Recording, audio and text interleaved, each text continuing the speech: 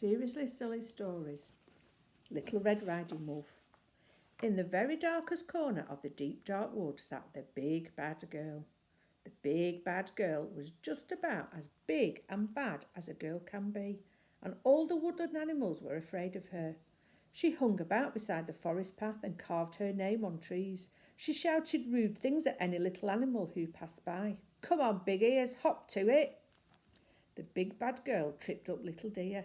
She stole fir cones from baby squirrels and threw them at the poor little hedgehogs. The woodland birds didn't dare to sing when the big bad girl was around. But the person the big bad girl liked to tease most of all was a charming little wolf cub who often passed by on his way to visit his dear old Granny Wolf. Little Wolfie was the sweetest, fluffiest, politest little cub you could ever hope to meet. He would run along the path skippity-skip, carrying a basket of freshly baked goodies for old Granny Wolf, singing all the time. "I'm a little wolfie, good and sweet. I am tidy, I am neat, with a basket full of lovely grub. I am Granny's favourite cub." "What's in your basket today, little weedy wolfie wimp?" snarled the big bad girl. Apple pies, I'll take those." "Jam sandwiches, very tasty." Oh dear, now there will be nothing left for dear old Granny Wolf," wailed little Wolfie, and his little wolfie tears rolled into the empty basket. Now, the big bad girl's father was not big and bad at all. He was a kind old hat maker who loved hats in every shape and size and thought everyone should wear one night and day. But the sad truth was his hats were so awful that nobody would buy them. He had only sold one nightcap in his entire life, and the family were terribly poor. "I can't understand it," he sighed. "I make these marvellous hats from dawn till dusk until my fingers are worn to the bone, but even my own daughter will not wear them. Please, my dear," he begged, "wear this one for me." "Father," answered the appalling child, "I would rather wear one of your old socks on my head than this hat. Why can't you get a decent job? Nobody is a hat maker these days. Couldn't you be a woodcutter like other people's dads?" The big bad girl hated hats so much that as soon as her father gave her a new one, she would run into the woods and give it to a baby badger or a little squirrel to wear, whether they liked it or not. Then, to her father's dismay, she would return home bareheaded, pretending she had lost the hat in the forest. One day, however, the big bad girl's father made her a hat that was more ridiculous than anything he had made before. This one was a real monster. It was bright red with a woolly bobble on top, little flaps over the ears and dangly bows to tie under the chin. It even had a small red cape to match. The old man was delighted with his creation. "Surely my daughter will love this one," he laughed, jumping up and down with excitement. But the big bad girl said, "Father, you have made some vile things in your life, but this hat is the pits. I would rather wear your old underpants on my head. You have as much fashion sense as a dung beetle." As her father lay weeping in his workshop, the big bad girl stomped into the forest to find some unsuspecting little animal to wear the Red Riding hat. But alas, this one was so awful that no one would touch it. Even the woodland charity shop sent her away. The big bad girl sat by the forest path wondering what to do. "Surely someone will be stupid enough to wear this hat," she said. As she spoke, she heard a delightful little song. "I'm a little wolfie, smart and clean, never nasty, never mean. Hello flowers, hello trees, hello humble bumblebees." And who should come along the path skippity-skip but the little wolfie. "Aha!" sniggered the big bad girl. "Here comes Creepy Custard Cub. My Red Riding hat would suit him perfectly. I will trick him into wearing it. Then I will make fun of him forever. Ha ha ha!" "Where are you going, little fluffy flea face?" growled the big bad girl. "I'm off to visit my darling old Granny Wolf," replied little Wolfie politely. "Well, I have just seen your old Granny Wolf," lied the rotten girl. "You can't see her today because she's poorly and might give you her old Granny Wolf germs." "Oh, poor old Granny Wolf," sighed little Wolfie sadly. "But," continued the wicked girl, She has made you a lovely sort of hat thing. She told me to give it to you and tell you never to take it off, day or night, even if people laugh at you."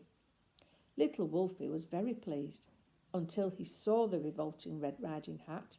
Then even he had doubts. But being a good little chap and wanting to please his granny, he tied it on with his fluffy little head with the dangly ribbons. The big bad girl almost choked with laughter. "Holy sweaty snake socks," she thought. "This little wolf is unbelievably stupid." But Little Red Riding Wolf said "Thank you" politely and set off home, skippity skip, chattering away to himself. "How pleased I am with my new riding hat that Granny has made me. From now on I will call myself Little Red Riding Wolf. That will please her even more."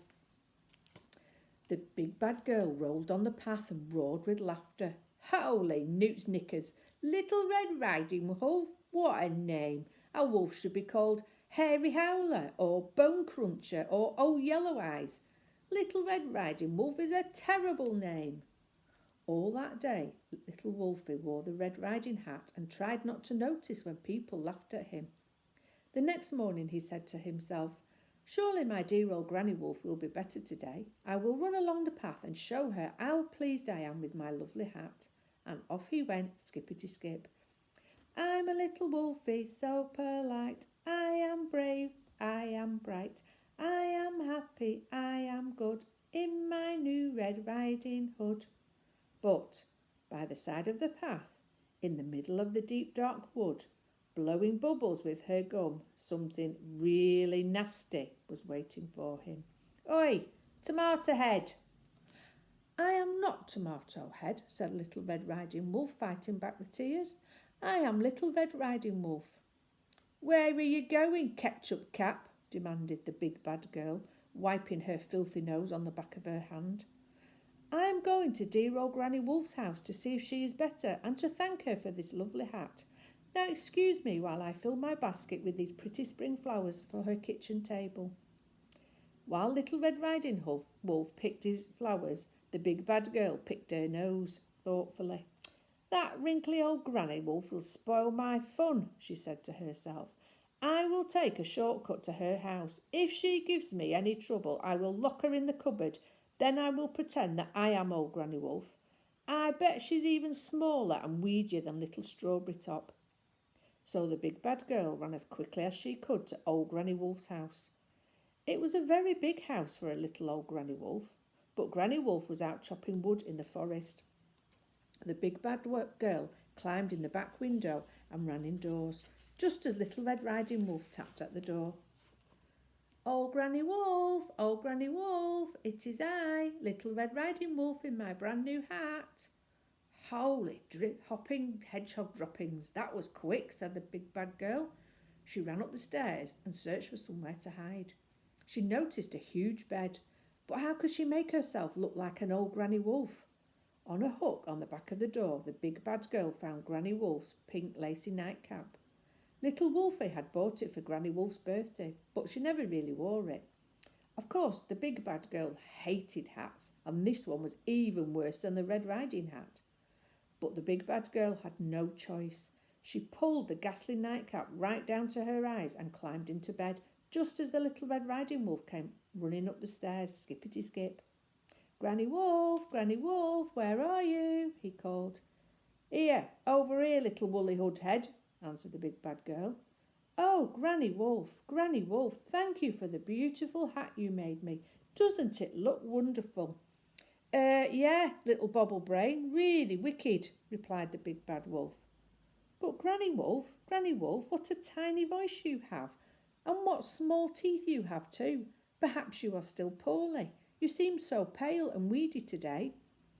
"Listen, little jam man, you should learn not to make personal remarks," snapped the big bad girl. "But Granny Wolf, what small ears you have. In fact, I don't think you are my Granny Wolf at all. She's much bigger than you." At this precise moment, Granny Wolf pushed open the door. Granny Wolf was enormous. She had huge yellow eyes, big sharp teeth, and a long dribbly tongue. She was carrying a great sharp axe. "Ah, little Wolfie," she said, "what a nice surprise. You are just in time for tea. But why are you wearing that ridiculous hat? And what is this thing in my bed? It looks like a big bad girl. A very tasty big bad girl. Just right for my big bad tea." The big bad girl leapt out of the bed, down the stairs, out of the door, into the forest, and along the path as far as her big bad legs would carry her. She hammered on her father's door. "Father, father," yelled the big bad girl, let me in, let me in. I will be good. I will do whatever you ask." Her father peeped out of the window. He couldn't believe what he was seeing. There was his daughter wearing a delightful nightcap. It reminded him of one he had made himself many years before. He remembered it well because it was the only one he had ever sold. "I will let you in," he said, "but only if you promise to wear a hat night and day. The one you are wearing now suits you beautifully." And so, from that day on, the big bad girl became a big good girl for most of the time. She found a job as a woodcutter, and her boss kept a very careful big yellow eye on her. The big good girl kept her promise to wear a hat every day, although it was usually a chainsaw helmet, and the Red Riding hat was useful when they had an especially long load.